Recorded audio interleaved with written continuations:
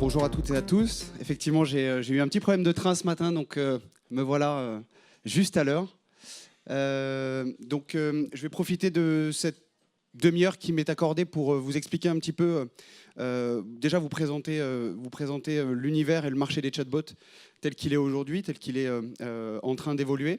Et surtout, je vais vous parler des chatbots dans un contexte de relation client et surtout pour vous expliquer comment est-ce que, en tout cas, qu'est-ce qu'il faut attendre des chatbots et de cette nouvelle typologie d'interface au niveau de la relation client. Alors, je suis donc Thomas Sabatier, je suis cofondateur d'une startup qui s'appelle The Chatbot Factory. On est un des pionniers et aujourd'hui un des leaders sur les chatbots en France. On travaille avec une cinquantaine de clients, plutôt des grands comptes, et on les aide à créer des chatbots qui leur permettent de fluidifier les interactions qu'ils peuvent avoir avec leurs clients. Si vous voulez tweeter ou nous suivre, vous avez ici les deux comptes Twitter que vous pouvez utiliser pour nous mentionner, le deuxième étant le mien, le premier étant celui de la startup. Très rapidement, The Chatbot Factory, donc nous on est spécialisé dans le design, le développement et l'entraînement de chatbots voix et texte. Il y a bien deux typologies d'interface, on y reviendra. Et on va utiliser une technologie propriétaire pour créer les chatbots. Donc on a une activité à la fois de conseil et de service et aussi d'éditeur de logiciels. L'objectif pour nous, c'est d'avoir l'ensemble des briques à disposition, les technologies les plus avancées pour aider nos clients à réaliser et à créer des chatbots et des interfaces conversationnelles qui soient les plus intéressantes possibles pour les utilisateurs et les plus intelligentes possibles. On va voir que c'est parfois une notion qui est à revoir, en tout cas qui est à nuancer dans le cadre des chatbots et des interfaces conversationnelles. On travaille beaucoup avec toutes les plateformes, notamment les leaders en France. Facebook Messenger, je vais vous présenter ce qu'on fait avec eux. Donc Facebook Messenger, on travaille aussi avec Alexa et Google, qui sont deux plateformes qui vont arriver très fort en France cette année, avec notamment des plateformes qui mettent en avant la voix. Vous avez entendu parler il y a quelques jours de l'arrivée d'Alexa en France, et un peu plus en amont, donc aux alentours de la fin d'année dernière, de l'arrivée de Google Home dans les foyers français. Donc ces deux enceintes sont des supports formidables pour créer des services et des chatbots vocaux à destination des clients d'une marque. Concernant Facebook, donc on y reviendra aussi, c'est l'écosystème aujourd'hui qui accueille le plus de chatbots, plus de 300 000 chatbots déployés depuis début 2016. C'est une plateforme sur laquelle on peut retrouver énormément, une audience assez riche, un taux de pénétration sur les smartphones de 86%, ce qui veut dire que presque 9 smartphones sur 10 en France est équipé de Facebook Messenger. Et là, on comprend du coup l'intérêt de déployer un chatbot sur cette interface. On est donc partenaire de Facebook Messenger et on a été cité à la F8, dernière F8, donc c'est la keynote de Facebook, comme étant une entreprise de confiance pour réaliser des chatbots en France, notamment sur la partie Customer Service. Et on a présenté avec eux un chatbot qu'on a réalisé pour Air France, qui est un chatbot de Customer Service autour de la logique bagage. Alors, ce qui est intéressant, c'est que on parle beaucoup de chatbot. C'est devenu un buzzword au même titre qu'aujourd'hui, c'est la blockchain où il y a quelques années, c'était la big data, la smart data et tous ces mots qu'on comprend à peine, mais on a envie d'en parler et de les mettre dans ces conversations parce que ça fait toujours bien et sérieux d'en parler. Moi, ce que j'aime bien, c'est juste casser un petit peu le mythe, essayer de définir les concepts pour qu'on soit tous en phase sur les concepts qu'on va utiliser durant cette présentation. La première chose, c'est la relation client. Donc, j'ai une définition assez simple qui est que la relation client, c'est l'ensemble des échanges entre une entreprise et ses clients et son public sur l'ensemble des canaux et par tous les modes de communication qui existent. Donc, on voit que la relation client, c'est plus large que le support client, par exemple. Souvent, on limite la relation client à l'assistance qu'on peut faire à un client après un achat. La relation client, ça englobe toute la relation que la marque entretient avec ses publics. Pendant, avant et après l'achat. Donc c'est vraiment important de voir, de comprendre l'étendue de la relation client et de tout le process en tout cas qui englobe la relation client. C'est important pour comprendre après derrière comment est-ce que le chatbot peut aider ou peut venir apporter de la valeur sur l'ensemble des temps forts de la relation client. Deuxième aspect, c'est l'intelligence artificielle. Ça, c'est un mot aussi qu'on entend beaucoup trop, autour duquel il y a beaucoup d'incompréhension. Moi, l'intelligence artificielle, j'aime bien la définir de façon assez simple. C'est un ensemble de théories et de techniques qui sont mises en œuvre en vue d'imiter, et vraiment, j'insiste sur le mot imiter ou simuler l'intelligence de l'humain. Ce qui veut dire que l'intelligence artificielle aujourd'hui, c'est un ensemble d'algorithmes, un ensemble de disciplines dans lesquelles on va retrouver donc le machine learning, le deep learning. Dernièrement, on parle beaucoup du reinforcement learning. C'est des algorithmes donc, qui sont capables de faire des choses très verticalisées et de le faire en général plus rapidement que l'homme, parce que justement on a cette verticalisation de l'algorithme. Toute la magie qu'il y a autour de l'intelligence artificielle, sachez qu'il y a 90% de ce que vous entendez sur l'intelligence artificielle qui est de l'ordre et du domaine du rêve, et puis il y a 10% qui est aujourd'hui une réalité. On pourra y revenir et je répondrai notamment à vos questions sur cet aspect si c'est quelque chose qui vous intéresse. Dernier point, donc l'agent conversationnel. On va parler donc de chatbot ou de voicebot, de smartbot. Tous ces mots veulent dire la même chose. C'est un petit logiciel qui est programmé par l'humain et qui va être capable d'automatiser des actions. Donc, par exemple, dans le cas du chatbot, sur un service client, c'est répondre à des questions de façon automatique ou alors proposer un service de façon automatique sans intervention humaine. L'objectif est bien de simuler la conversation qu'on pourrait avoir avec un humain. Donc, on est encore dans l'imitation de la capacité d'un humain à pouvoir entretenir une conversation. Et un point très important, c'est que tous les chatbots auxquels vous êtes confrontés ou vous serez confrontés à l'avenir, tout cela n'intègre pas forcément d'intelligence artificielle. Et c'est souvent une confusion qui est faite. Il y a finalement aujourd'hui assez peu d'intelligence artificielle dans les chatbots. On est plutôt sur des logiques d'automatisation assez bêtes via des règles qui sont des règles métiers plutôt simples et plutôt maîtrisées. On a donc trois typologies, trois grandes familles de chatbots, que sont donc les chatbots dits linéaires, les chatbots dits non linéaires, c'est ceux-là en général qui vont utiliser de l'intelligence artificielle, et les chatbots hybrides qui vont mélanger les deux. On retrouve des chatbots sur les interfaces voix et texte, et on va avoir donc plusieurs typologies d'expériences. Première expérience, le chatbot linéaire. C'est ce que vous connaissez plutôt sous la forme de chatbot arbre de décision ou arbre décisionnel. C'est en général, en termes d'expérience, plutôt le chatbot qui va mener la danse. Donc l'utilisateur est plutôt passif dans la logique de conversation. Le chatbot propose une question avec des réponses prédéfinies et vous avez finalement assez peu de liberté dans le flow que le chatbot va vous proposer. C'est des chatbots qui n'intègrent pas d'intelligence artificielle au niveau de la compréhension du langage. Donc ça veut dire que si vous leur parlez, ils ne comprennent pas et ils vous diront « je n'ai pas compris » ou « je ne suis pas fait pour comprendre ». Petit exemple, donc ça c'est... alors, il y a un gif normalement qui doit partir. Bon, c'est pas grave. C'est bon? Ok, je le vois pas là en fait. Très bien. Donc là, en fait, vous voyez l'expérience linéaire. Donc vous voyez qu'on va être capable, via cette expérience, de traiter, le chatbot en tout cas, va traiter une question après l'autre avec des choix prédéterminés.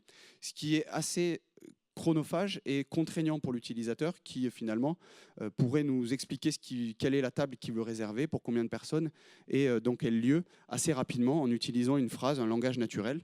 Malheureusement, le chatbot ici n'est pas fait pour comprendre ce langage naturel. Il n'utilise pas d'intelligence artificielle, ce qui veut dire que pour réaliser une action qui a l'air simple, réserver une table au restaurant, on va passer par un flow qui va durer 41 secondes. On a une deuxième typologie de chatbots qui donc sont des chatbots non linéaires, dotés d'une capacité de compréhension du langage naturel, ce qu'on appelle la NLP ou la NLU, Natural Language Understanding. Cette technologie va nous permettre c'est un petit traducteur, si on essaye de vulgariser le concept autour de cette technologie. C'est un traducteur qui va être capable de prendre une phrase que vous lui donnez, une phrase en langage naturel, donc en utilisant des tournures de phrases, sujet, verbe, complément, éventuellement donc une phrase plus ou moins riche avec des informations à l'intérieur de cette phrase. Et l'algorithme va être entraîné à détecter un certain nombre d'informations et à les faire correspondre à des catégories, donc des intentions utilisateurs. C'est ce qu'on va appeler la détection d'intentions. Ces intentions sont préprogrammées à l'avance par nos équipes, par exemple. L'objectif, c'est d'entraîner l'algorithme à faire correspondre n'importe quelle typologie de phrase à une intention donnée en fonction du sens de la phrase qui doit être repérée. Donc c'est un traducteur qui va permettre de transformer du langage naturel en une suite d'informations structurées et exploitables par la machine. Les chatbots non linéaires sont capables donc de comprendre ce que vous leur dites et de vous proposer une réponse de façon intelligente grâce donc à cet algorithme de compréhension du langage naturel. Pour la même action, donc, qui est de faire une réservation au restaurant, on voit en fait que là, l'utilisateur va nous proposer donc un input, c'est une phrase en disant « je veux réserver une table avec toutes les informations dans la phrase », donc ce que vous auriez fait au téléphone si vous aviez eu quelqu'un au téléphone. Et immédiatement, en 13 secondes, la table est réservée puisqu'on avait toutes les informations qui se trouvaient dans le premier message de l'utilisateur. Vous voyez la différence d'expérience et la valeur que l'on va proposer à un utilisateur quand on va utiliser des chatbots qui sont dotés d'intelligence artificielle. Il y a un dernier point que sur lequel je veux revenir avec vous, c'est donc la scalabilité. La scalabilité, c'est un concept qui est très présent dans l'univers des startups. C'est la capacité d'une entreprise à absorber l'accroissement d'un volume d'affaires ou d'activités sans accroître les moyens mobilisés pour cela. Ça veut dire en d'autres termes que je serve un client ou 1000 clients, je n'aurai pas besoin de plus de ressources pour le faire. Et vous allez voir pourquoi on définit ce concept. Alors j'en viens au sujet. Comment est-ce que les chatbots vont influencer, réinventer, révolutionner la relation client et comment est-ce que vous, en tant qu'utilisateur, premièrement, vous allez accéder à une relation client beaucoup plus intéressante, personnalisée et beaucoup plus naturelle pour vous et comment les entreprises doivent s'adapter aujourd'hui et qu'est-ce qu'elles doivent faire et qu'est-ce qu'elles doivent réaliser et comment est-ce qu'elles peuvent utiliser les chatbots pour réinventer leur relation client. La relation client, souvent, alors là, c'est plutôt après l'achat ou en amont de l'achat, ça ressemble à ça, c'est des grands call centers qui sont déployés alors, soit dans des pays européens, soit de plus en plus en offshore. Ce qu'on a trouvé pour améliorer l'efficacité de ces call centers, donc on n'est pas encore dans de la scalabilité, mais on est plutôt dans une logique d'industrialisation. Ces call centers, on va les équiper de solutions qui vont aider l'humain à être de plus en plus efficace. Donc on garde quand même une interface entre humains. Donc la relation client est dans ce cas faite à 100% par de l'humain et on va donc lui proposer des solutions informatiques qui vont permettre d'améliorer son efficacité dans le traitement des doléances clients. L'objectif, c'est pour toutes les marques aujourd'hui, c'est de pouvoir réinventer leur relation client, notamment parce que le nombre d'interactions et la typologie des interactions augmente et donc devient de plus en plus important. La relation client aujourd'hui est un des leviers sur l'attractivité d'une marque pour des publics. Et donc l'objectif pour eux, c'est de se dire de se poser la question de comment est-ce que je peux automatiser un maximum de choses dans ma relation client pour me permettre de garantir un service toujours à la hauteur des attentes de mes clients. Que ce soit donc avant, pendant et après l'acte d'achat. La relation client, aujourd'hui, elle doit s'adapter à des nouveaux usages et les nouveaux usages, ils sont poussés par les millennials, la génération Y, maintenant la génération Z. C'est cette génération des personnes donc, qui ont à peu près 30 ans et moins aujourd'hui et qui réinventent un petit peu la façon dont ils interagissent et dont ils veulent interagir avec les marques. Il y a des évolutions sur beaucoup de critères et les critères, j'ai essayé de les lister là. La relation client est en train de muter vers en prenant en compte des critères qui sont différents de ceux qui étaient pris en compte avant. Premier critère, c'est sur les usages. Donc, les millennials s'attendent beaucoup plus d'accessibilité de la marque. Ils ont envie de pouvoir parler à la marque le plus rapidement possible, avec le moindre friction possible et le moins d'efforts. La disponibilité. Aujourd'hui, on n'est pas. Moi, en tant que consommateur, j'ai pas envie d'attendre. J'ai pas envie de me retrouver face à une file d'attente pour poser une question ou avoir une réponse pour utiliser un produit ou pouvoir acheter un produit. L'ubiquité, c'est aussi la capacité d'une marque à être présent sur l'ensemble des canaux où se trouvent ses clients. Et ça, c'est une des attentes qui est assez forte sur la génération donc des millennials. Ça englobe toutes les générations Y et Z. L'ubiquité, c'est hyper important, c'est la capacité de la marque à être présente sur n'importe quel canal et à pouvoir répondre à des questions de ses utilisateurs ou de ses publics sur n'importe quel canal. Et l'objectif, c'est de plutôt se retrouver sur les canaux où les utilisateurs sont déjà. Ce qui n'est pas forcément le cas aujourd'hui. Deuxième aspect, c'est donc les attentes de ces millennials, la reconnaissance. Ils ont un besoin vraiment d'être reconnus par la marque et d'être considérés par la marque. Un besoin d'instantanéité, ça rejoint la disponibilité. Donc c'est la capacité de la marque à apporter des réponses de façon ultra rapide, sans temps ou latence. La contextualisation, on ne supporte pas en tant que consommateur de devoir d'être baladé entre plusieurs services d'une marque pour obtenir une information. Et on n'accepte pas non plus de ne pas être reconnu, notamment au niveau du contexte de sa demande, où on est obligé en tant que consommateur de faire l'effort d'expliquer à chaque fois qui on est, pourquoi on appelle et qu'est-ce qu'on attend comme service ou comme réponse. Dernier point, donc la personnalisation. On a de plus en plus envie d'une relation client beaucoup plus personnalisée, avec beaucoup plus de transparence de la part de la marque et une valeur ajoutée au niveau de l'individu qui doit être assez forte. Et c'est un des facteurs qui est un des facteurs mis en avant par les consommateurs dans le choix d'une marque. Et il y a quelqu'un qui a réussi à résumer tout ça et à résumer ça au niveau d'un usage. Et c'est Mark Zuckerberg qui, quand il a annoncé l'ouverture de Facebook Messenger à des développeurs tiers, donc en gros, il a annoncé que des développeurs pouvaient déployer des chatbots sur Facebook Messenger. Il a justifié cette action avec une phrase assez simple. Il pense que chez Facebook, en tout cas chez Facebook, on pense que n'importe qui devrait être capable d'envoyer un message à une marque et d'avoir une réponse de façon immédiate. Et ça devrait être aussi simple de parler à une marque et d'avoir une réponse que de parler à un ami. Et on voit là vraiment une évolution de la pensée autour de la relation client. C'est que la marque doit devenir votre ami, elle doit rentrer dans vos canaux de communication et elle doit remplir tout ce que vous attendez d'elle dans un canal d'hyper-accessibilité et d'hyper-instantanéité. Quelques chiffres sur la plateforme Facebook Messenger, c'est 300 000 bots déployés aujourd'hui sur Facebook Messenger, c'est plus de 8 milliards de messages échangés donc entre des chatbots et des utilisateurs ou alors entre utilisateurs. 8 milliards de messages par mois, c'est énorme. Et c'est 80% des marques interrogées, donc ça c'est une stat mondiale qui donc reprend un échantillon représentatif. 80% des marques interrogées ou des entreprises interrogées souhaitent se munir ou se doter d'un chatbot à horizon 2020. Donc s'équiper de cet outil dans le but d'améliorer et de réinventer leur relation client. Bienvenue dans l'ère du conversationnel. En 2016, Mark Zuckerberg a lancé vraiment cette démarche en Europe. On sait qu'en Asie, ils n'ont pas connu le marché des applications, ou très peu.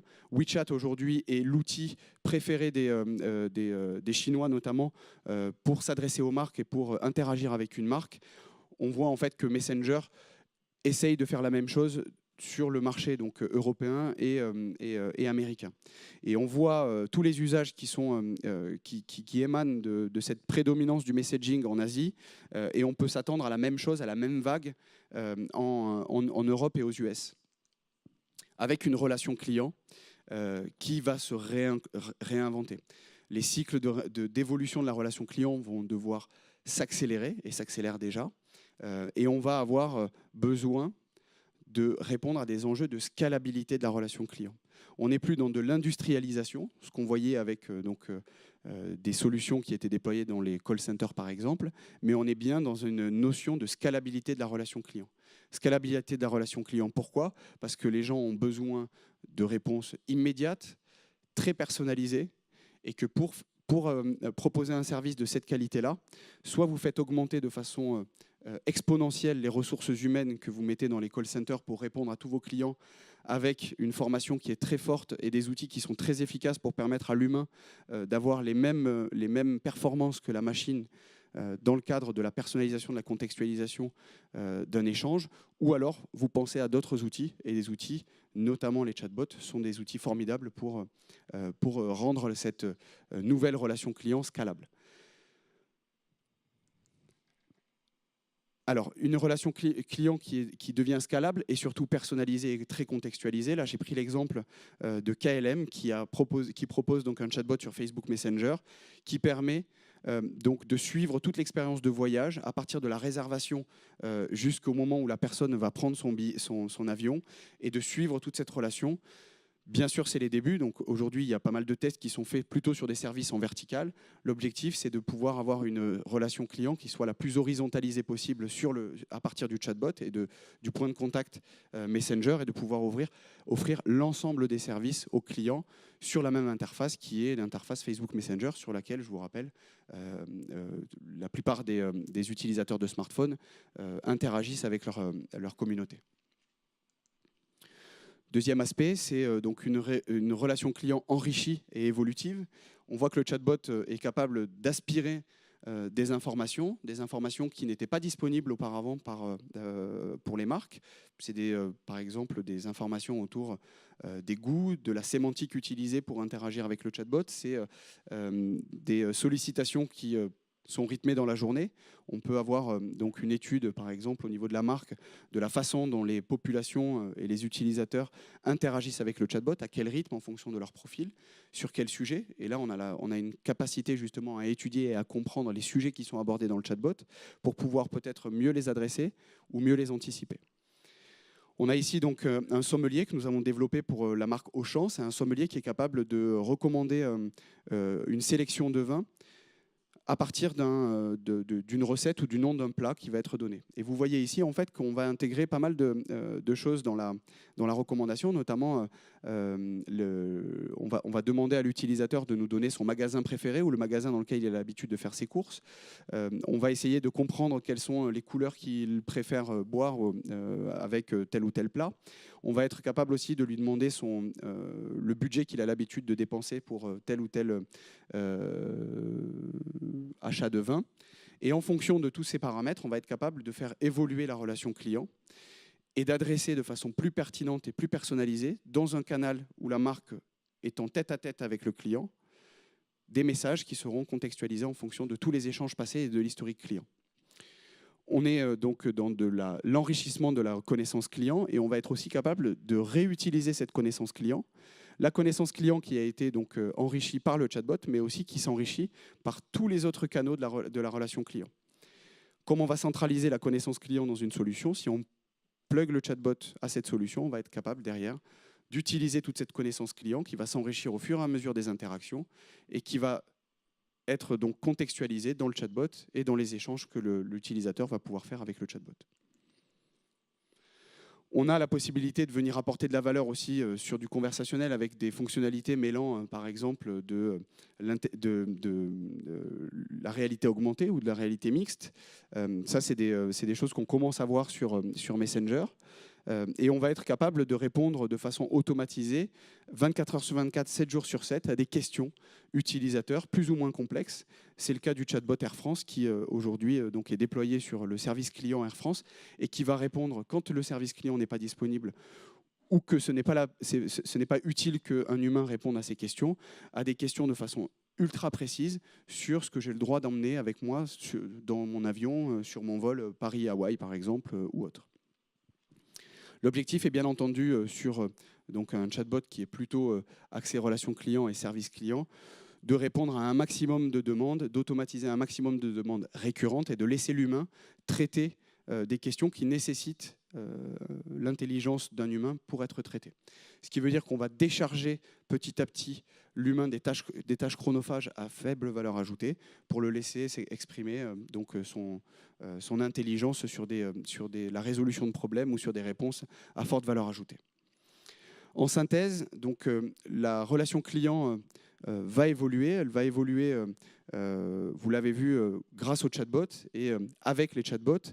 On parle des chatbots, donc là, plutôt texte, puisque c'est ceux qu'on a l'habitude aujourd'hui de rencontrer. La voix aujourd'hui débarque de plus en plus, ça va aller très vite, peut-être un peu plus vite que ce qu'on a connu sur les chatbots texte.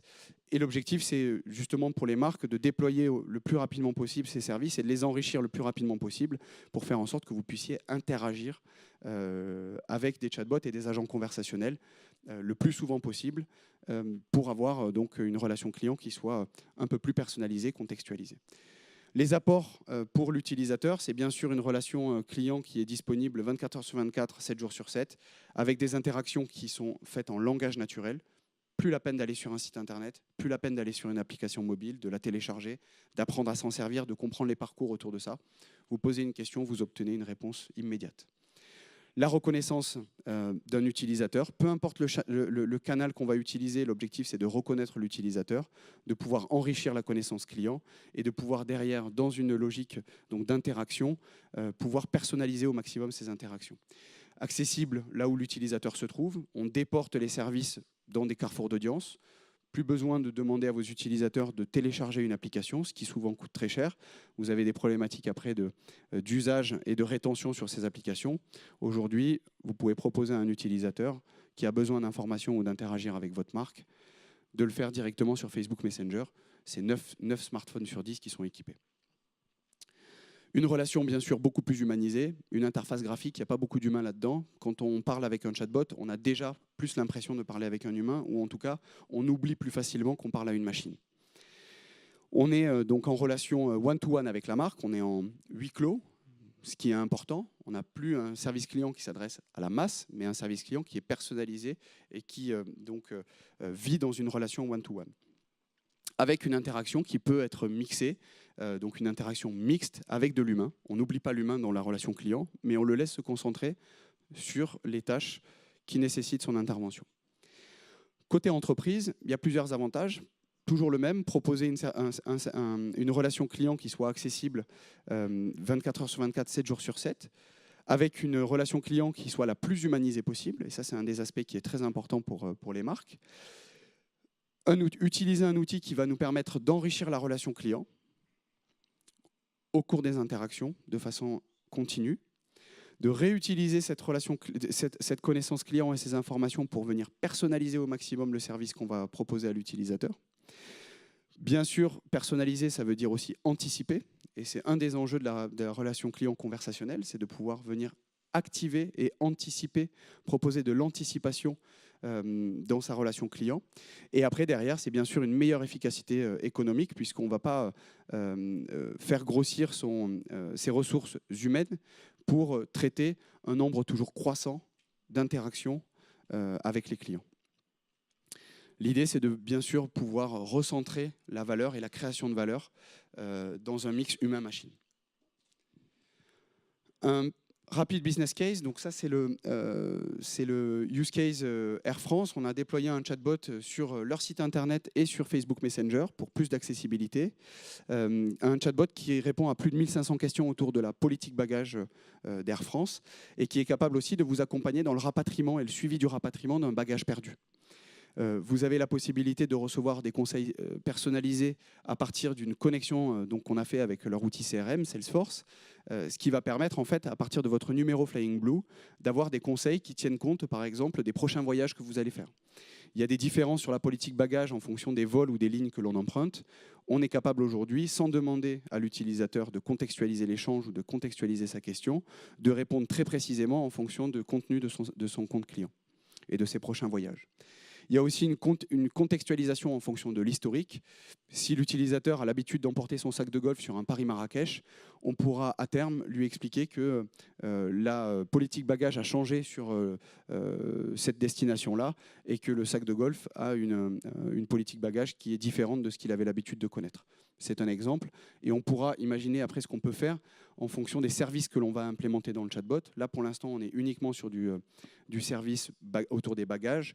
Il y a des services autour de l'inspiration au voyage qui arrivent. Et petit à petit, on va avoir un enrichissement des compétences du chatbot qui va permettre au chatbot de gérer de plus en plus de choses dans la relation client et de façon beaucoup plus personnalisée. Auchan, c'est la même chose. Donc, c'est un chatbot qui, à partir d'une base qu'on lui a donnée de 65 000 recettes, est capable d'identifier n'importe quel n'importe quel plat, ou presque n'importe quel plat, de le faire correspondre via des critères qui sont donc des critères de goût, de texture, etc., à une recommandation d'un vin qui va être contextualisé en fonction du budget que vous avez, du magasin dans lequel vous allez faire vos courses, donc du stock du magasin dans lequel vous allez faire vos courses, et du prix que vous avez envie de dépenser pour acheter cette bouteille. Donc on est quand même un peu plus... On dépasse simplement l'image qu'on a des chatbots, qui est plutôt réservée aujourd'hui à des chatbots qui sont plutôt idiots, capables de répondre à des questions plutôt simples. Et vous voyez que grâce à de l'intelligence artificielle, la compréhension du langage et à des connexions assez profondes avec les SI de nos clients, on est capable de venir faire des choses qui sont un peu plus personnalisées. Il faut le mettre en perspective avec le fait qu'on est au tout début de l'histoire des chatbots, que les chatbots vont devenir de plus en plus intelligents et que les technologies et le rythme des évolutions autour des technologies que l'on utilise pour créer des chatbots est excessivement rapide. Donc il y a une évolution très très rapide autour de ces technologies. Les technologies d'intelligence artificielle, avec tous les investissements qui sont faits à la fois aux US, en Europe, mais aussi sur les parties orientales du globe, on voit qu'il y a énormément de choses à attendre de ces nouvelles interfaces. Et donc, imaginez qu'on est seulement au début. Je vais vous montrer une vidéo qui est une vidéo en fait sur un chatbot qui a été déployé dans le cadre d'un nouveau service d'assurance aux US. C'est Lemonade, peut-être vous avez déjà entendu parler de ce service. Et vous allez voir, en fait, il gère toute la relation client avec un chatbot. Donc c'est là, pour le coup, une application qui est 100% conversationnelle et sur laquelle, en fait, les clients vont s'inscrire et vont pouvoir souscrire leur contrat d'assurance, mais aussi déclarer des sinistres ou des litiges ou des sinistres directement sur l'application dans un modèle très conversationnel. Je ne sais pas si vous pouvez lancer. Là.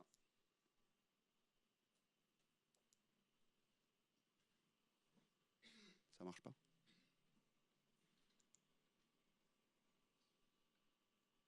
Ça marche pas. Alors vous le verrez sur YouTube, je suis désolé, mais donc dans la vidéo, on voit très simplement qu'on peut, donc en parlant au chatbot, l'utilisateur explique ce qu'il a besoin d'assurer, tout en conversationnel. Il n'y a pas beaucoup de boutons ou très peu.